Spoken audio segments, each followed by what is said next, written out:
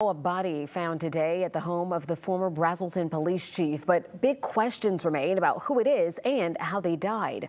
11 Alive's Marissa Sarbak is the only reporter at the home speaking with investigators and neighbors. The Georgia Bureau of Investigation is handling this death investigation, and they left the scene at about 5 o'clock tonight, so we are expecting an identification on the body they recovered from this home soon. Now, we know when GBI typically comes to investigate, it usually means that a law enforcement officer was involved and the agency is not able to investigate themselves. Crime scene tape was up since around 6 o'clock this morning. That's when neighbors tell me they saw the coroner on scene and a body was removed from the home. At this point, again, we do not have any further information confirmed from the GBI or Braselton Police Department or the coroner's office. We do know that Michael Steffman lives in this home. He was Braselton's police chief until he was arrested in November 2025, accused of using his position of power to stalk and harass people. He had only been the police chief for a few months when he announced his retirement and resignation just hours before he was arrested. Of course, we have reached out to all three agencies that are involved in this investigation, and we'll keep you updated as we learn any new information. In Braselton, Marissa Sarbak, 11 Alive News.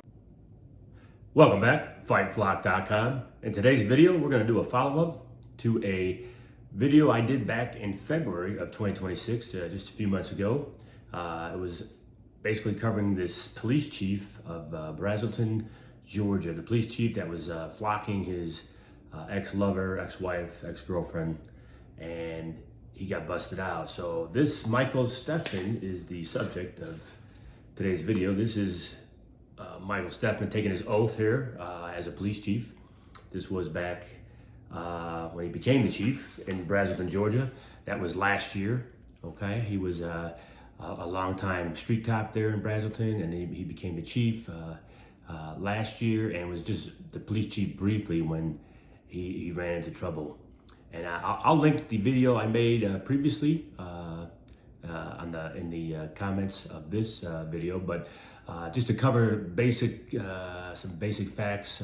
Michael Steffman, he was a police chief. He was stalking a female and some individuals with the flock system, right? So back in the last video, obviously we can surmise it was his ex-wife, ex-lover, and her new lover.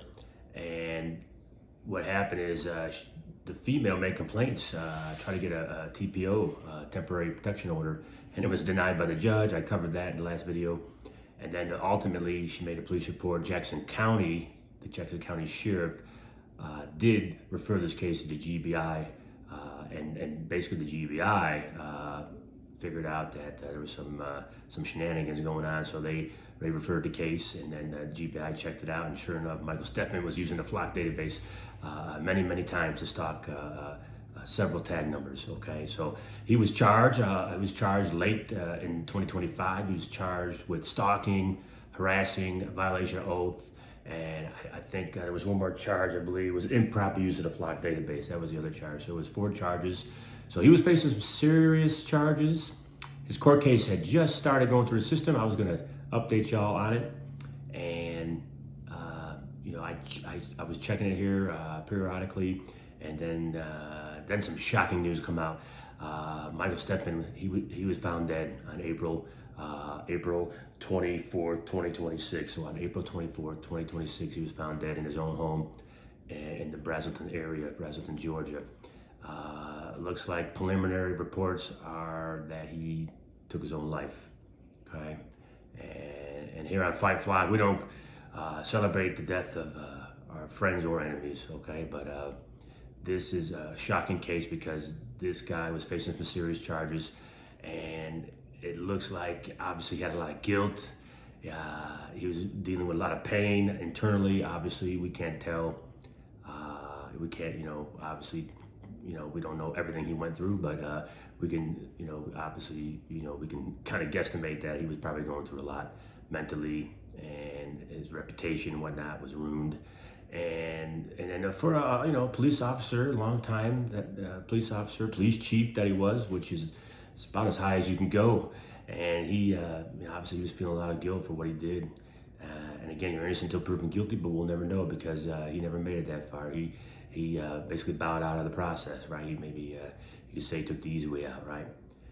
He didn't face his charges.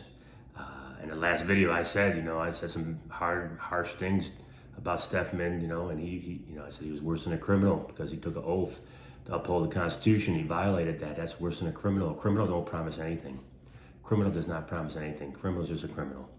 In this case, you got these law enforcement folks violating their oath of office. That's a pretty serious charge. I think the charges should be more severe than they really are. The punishment should be more severe than they really are when they violate an oath. I tell you that right now.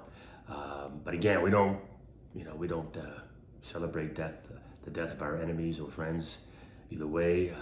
But I'm sure Steffman was going through a lot, and he probably figured he was going to be found guilty, which is odd because in Georgia the law enforcement folks, all these blue line folks, they go to a special prison just outside of Atlanta. It's a pretty cushy deal.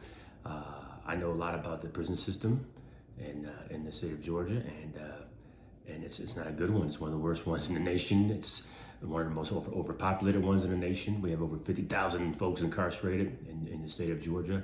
And he would have went to a special little cushy prison for the blue line folks. And I don't know if he even knew that. He probably didn't know that.